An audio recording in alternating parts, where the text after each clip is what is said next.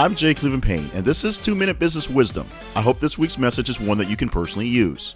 Much of the advice you'll see for businesses and in life in general is pretty common, and that's for a reason. It's actually pretty common.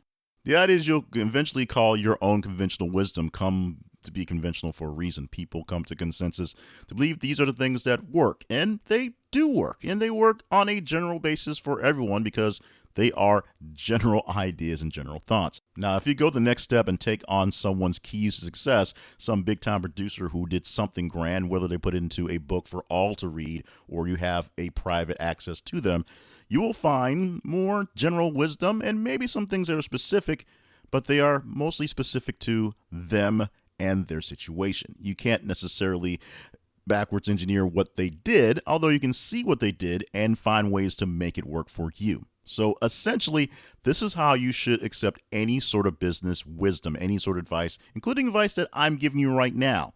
The best advice that you can have, and people worry about being the best advice to take, is the advice that you can actually take and implement. Stuff that you understand, stuff that you may already know and may not have done so far, stuff that seems like a plan that you can put into action. If you can't put that plan into action, then it's useless to you, so don't keep it as conventional wisdom.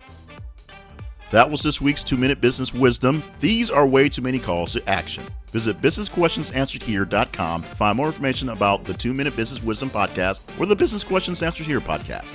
Make contact with us through the website or by email at businessquestionsansweredhere@gmail.com. Follow us on social media at _BQAH on Twitter and Business Questions Answered Here on Facebook. Subscribe to our business education podcast wherever your favorite pods are cast, and be here next week for our next episode.